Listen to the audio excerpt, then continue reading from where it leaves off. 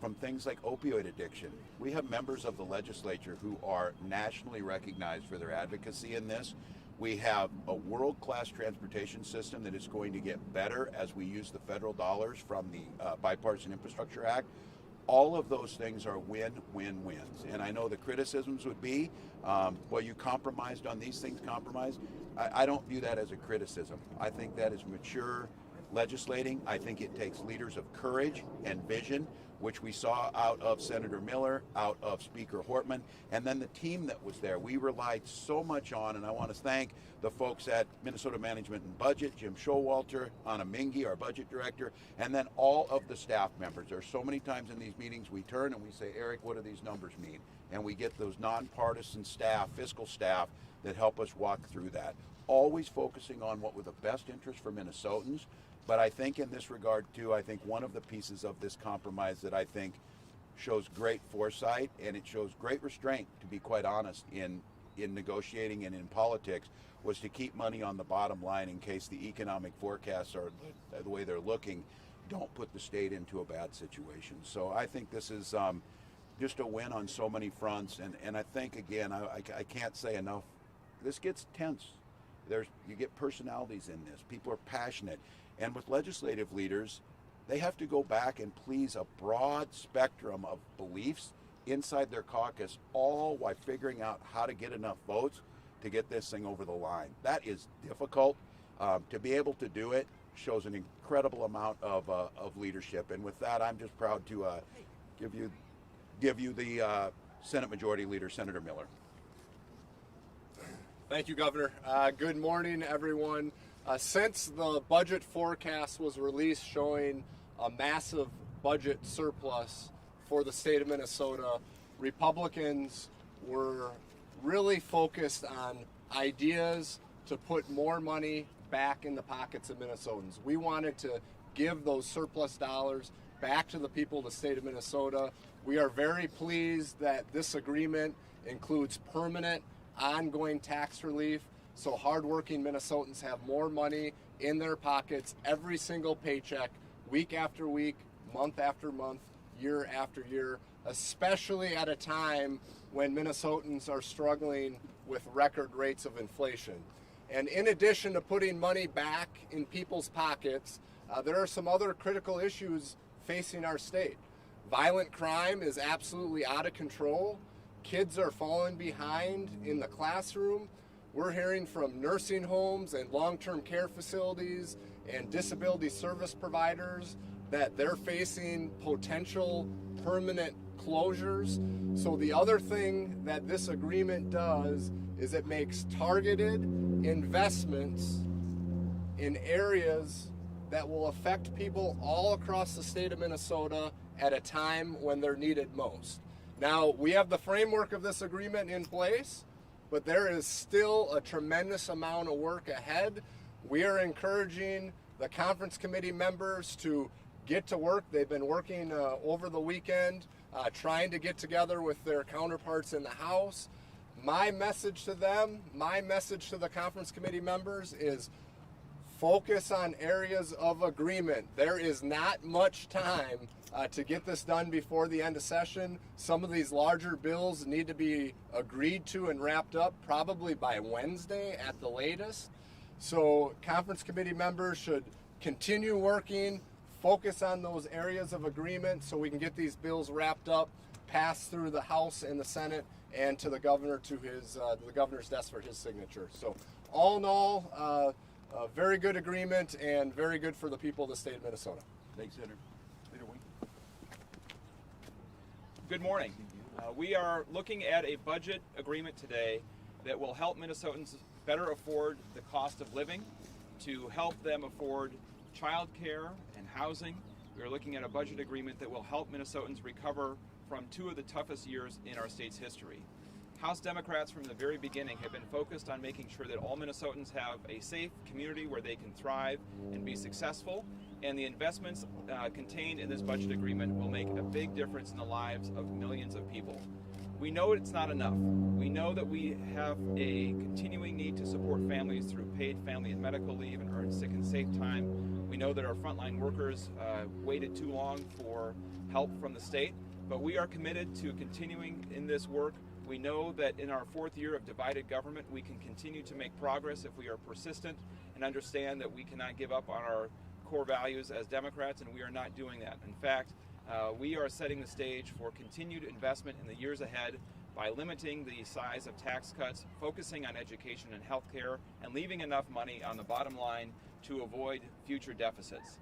The real issue here in this election, not in this election, this budget year, is whether we could do work for Minnesotans and leave election year politics behind. And I want to thank Governor Walz for insisting that we do that. I want to thank Senator Miller for coming to the table to be responsible and help us get this done. And of course, personally, I want to thank Speaker Melissa Hortman for being the glue in really challenging circumstances through many years, and her ongoing commitment through having COVID herself and getting this done is a testament to her dedication to public service. We do all agree that the welfare, livelihoods, and health and safety of Minnesotans is our top priority, and this budget agreement represents a compromise that allows us to move forward. Thank you. Well, thank you, Leader. We've been joined by Lieutenant Governor. I would have to say our lead on children and family issues, and we're proud of this budget. Again, you hear the wide spectrum of needs that'll be serviced and beliefs amongst these caucuses of what they got out of this. I think that's really good. I also would note the Lieutenant Governor is here to be an eyewitness to my fish story if it's asked about, so thank you for that. I'm grateful. I got you. So please, any questions of any Governor leaders? and leaders, what's the composition of the permanent tax cuts versus, I assume, targeted?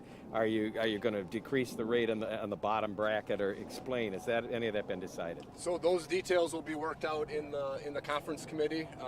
Republicans are focused on permanent ongoing tax relief, again, so people have more money in their pockets every single paycheck, week after week, month after month, year after year.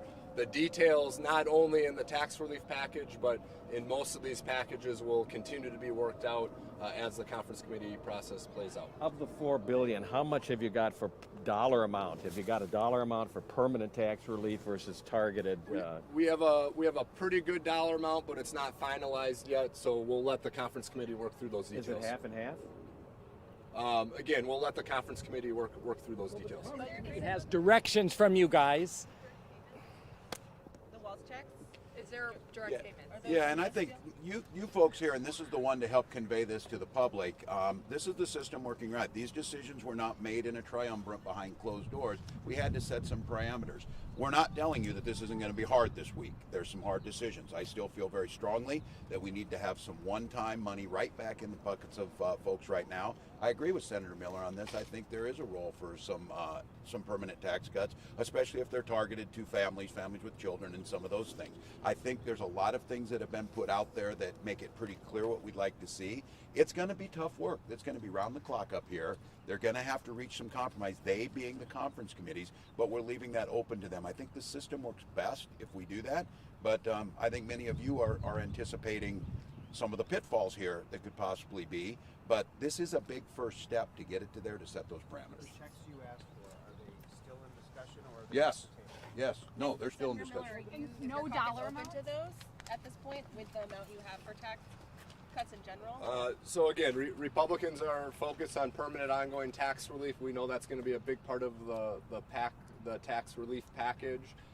We need to get some more guidance from the conference committee members, and we'll see where things shake out. But there have been no final decisions on really anything at this point. Otherwise, we'd have the bills done and on the governor's desk already. So there's a lot of work to be done. There's a lot of work to be done this week. Do any of these buckets have dollar amounts? Is Yes. there a broad dollar? Okay, so the dollar amount to tax cuts, to nursing homes, to kids, to early child. Well, they're part of that. We have the framework in here. 1.6 billion in the first year, 2.4 in the second, for a total of 4. That's on the spending. That's the same number for the tax cuts and the money going back. Now, inside there again, there's a lot of work to be done. There were some parameters set on floors and ceilings, depending on which side you view on it, that's saying this is how much is going to be spent. $1 billion in education, a historic number, never been done before. Outside of a budget year, and it follows last year's historic number. They'll have to decide inside those parameters. That's where the real work's it is happening right now. Test believability that you guys send just a raw number out, that Senator Miller doesn't say, but Come here Monday. Huh? Come here next Monday. Well, yeah, I know. That's when you'll Give tell them an us. opportunity, Peter. When you'll tell us. But why don't you tell us now that you've said there must be some checks, and you've said there must be I'll let these a guys- permanent tax rate cut, and you guys have said there must be some targeted stuff. You didn't just send a number out. You didn't agree to just send a number. You must have agreed that that end result must have everyone's So priorities. here's what we did. I don't think anybody wants 3 or 4 people making these final decisions. We've heard that loud and clear. So we've set the framework with some high-level parameters for the conference committees. You have Republicans and Democrats on those conference committees from the House and the Senate. The governor's administration, they'll be involved in that process. So we need to give the conference committee we need to give the conference committees a little bit of time to work through the process. Now, if they can't reach a decision, then maybe some of those decisions will be kicked up to us at some point. But our hope is for much of this work to be done through the conference committee process. You mentioned nursing homes, Senator, quickly, if I could follow up. You mentioned nursing homes and addressing the crisis there. Does that mean it's the Senate position? Because House and Senate are far apart on dollars. It is a top priority for Senate Republicans to address the crisis facing our nursing homes, long-term care providers, and disability service Is that providers. in the deal, though? You mentioned it. It is a priority of the Senate.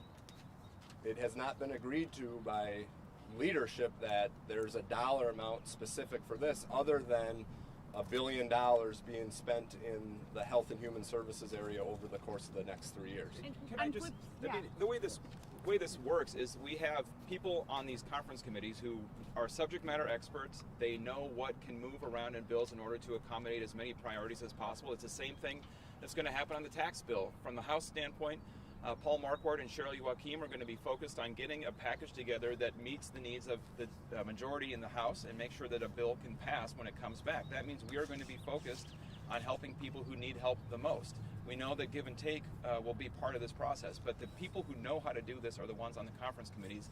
They have a clear idea of the timelines, and they have a clear idea now of the money. And if they get stuck, then getting back into this more detailed level of leadership decisions happens. But until they're stuck, it is up to them to figure this out. Mr. Leader, another important thing for Dems, for Republicans too, is education. You got $1 billion in there. Have you got how much on the formula versus the literacy things that Senator Miller wants? Have those decisions been made yet? There's no budget area where there's a bigger difference in dollar amounts, I think, than in education. I think it's going to be up to Senator Miller to convince Senator Chamberlain to spend $1 billion in education. Let me talk about education real quick.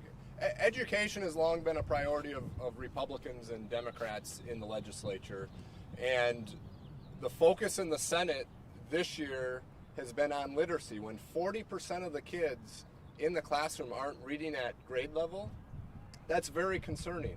It's concerning for all of us. That's why the Senate was laser focused on literacy and helping kids read better by investing in our teachers, making sure they have the tools they need to teach our kids the skills they need to be successful in the classroom and beyond. The other thing I think we've all been hearing about in education is related to the special education cross subsidy. We're hearing it from school districts across the state of Minnesota. I think we can find some common ground on that area. So there are a lot of areas where Democrats and Republicans can come together and focus on what those commonalities are that we're hearing from the people of the state of Minnesota, and I think that's what the focus will be on. And again, we don't have a lot of time. We have a few days to get this all wrapped up. So the conference committees are working through the process as we speak. As Leader Winkler said, the Democrats from the House are going to bring forward their priorities. The Republicans from the Senate are going to bring forward our priorities, and they're going to have to work together, and the governor's office, and we're going to have to find areas of common ground and wrap these things up relatively quickly and move on. Mr. Leader, are you a deadline for wrapping up the conference committees? Have you told the negotiators how much time they have? It depends on the bill. We have an earlier need to get an HHS bill complete because it takes so much longer to draft and get it out. So we don't have a firm set of deadlines across the board, and we're working with the reviser. We'll be working with staff at the agencies and at the legislature to make sure we have enough time to process the bills. But I would expect in bigger issue areas like HHS that we really have to have something ready by tomorrow night or Wednesday morning to effectively have an opportunity to get it processed. Do you guys have Ryan from your caucuses on these plans? Are they generally okay with these broad numbers? I'm curious if you run this by them. If you think I bet they're all thrilled. They're just super happy. And yeah, well, I think we both had a chance to share this with our caucuses last night, and I think the sentiment from the House DFL is that we've accomplished more with Republicans in the Senate, with the governor on a budget deal than we expected to be able to do it by this point in time in the session. So I think this is a pretty significant breakthrough, and our members are appreciative that we're able to move this forward at this point in time. And I think everyone knew a compromise was going to be part of it. So when does this come together? You said that you presented it to your members last night. Did it come together yesterday then? I know most of you were tied up with other things on Saturday. Yeah, I would say actually the speaker and I had a final conversation. I would say probably Saturday evening is when things really came together. And to your question about sharing it with the caucus, so Republicans, our number one priority is working together to get good things done for the people of the state of Minnesota. We would have preferred to have seen more tax relief and less spending.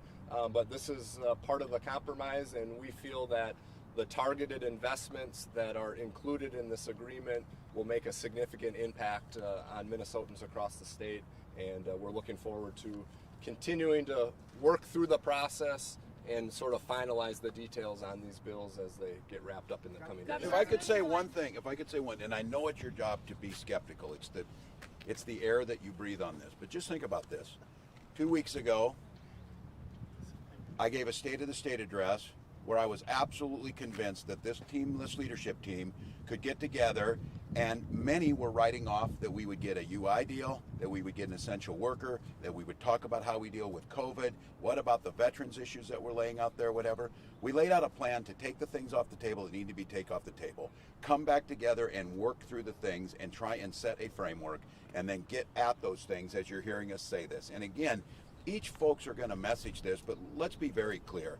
All Minnesotans care about safety. All Minnesotans care about public schools. All Minnesotans care about fairness in the tax system. And the results are what matter. Coming out of 2 years of crisis and having a state in this position and working together is a real positive thing. So I know you've got a lot of questions on this.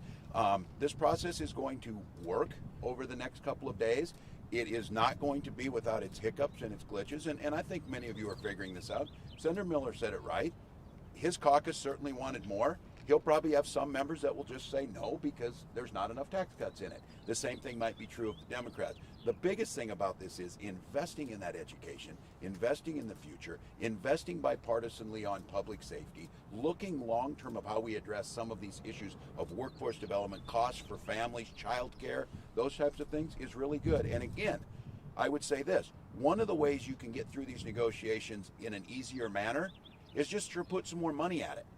This leadership team said that would be irresponsible at this time, and we need to wait and see into the next budget year with that money on the bottom line. I think, to tell you, to get this deal done is really going to take some of that from these conference committees, but I'm confident they can do it. Governor, are you willing to call a special session now with... You've previously said you will not do it. That's because deadlines are magical. Look what's happening here. They are magical, and they start to get things done. But what are the odds it all gets done by Sunday? You can't pass bills on Monday. What are the odds this all actually gets wrapped up? I think it's pretty good. I feel pretty confident in this. I was confident 2 weeks ago. Again, just 2 weeks ago Sunday, we hadn't had anything. We didn't have frontline workers. We didn't have the UI system on there. We were still negotiating about COVID. None of the conference committees been put together. There was no spending deal. And we were simply doing dueling press conferences on kind of ideology. That's come together. This is a good thing. Again, I appreciate your skepticism. I also think, and again, I'm going to say it, it should be acknowledged that all of the questions you're bringing up are absolutely true. That's what makes this so very difficult. But I have confidence in the folks in that building. I have confidence in their expertise. I have confidence in the leadership in these caucuses. Again, it's very difficult. Senator Miller has to go back and talk to 34 other members who represent their constituents who are very passionate about their issues. Speaker Ortman has to go back and try and herd cats and whatever she does there. Those are things that are really hard. So they're really hard, but they did it. They did it. They got at that point. So I would just leave you with, we'll be having, I'm sure, more of these as it goes, but the big framework was done. Again, this isn't happening anywhere else in any other state, this dynamic, against a backdrop of a lot of dysfunction, and we're really coming together. We're talking about investing in doing the co-pays for all of the federal money that will come over the next 5 to 7 years to the state of Minnesota in the largest single transportation investment in half a century. And we're talking about putting that in place so that we can start seeing. There's folks out there saying, this highway has been so dangerous, this rail crossing has been so awful, when are we ever going to get it done? They're working on that during this week to put those pieces in place so that we're able to take advantage of those federal dollars. This is a really good deal. It's a responsible deal. It's a compromise deal. It's good for Minnesotans. And as you're hearing up here, what you're going to get out of this is you're going to get relief. You're going to get some tax relief. You're going to get a bipartisan commitment around public safety. You're going to get education funding, and you're going to get a reduction in some of those costs. This is good. So thank you all, and we'll be back with you. Everyone, the budget got to get back to work. Sports betting, liquor. Thanks.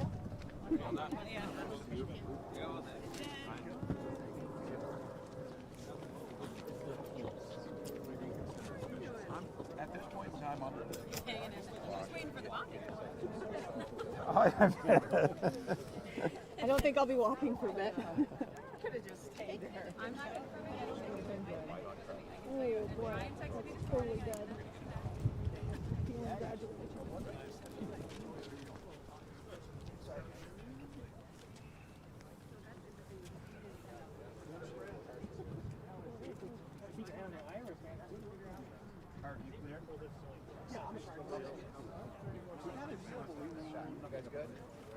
Well, I definitely was in the wrong position for the sun. Deals are good.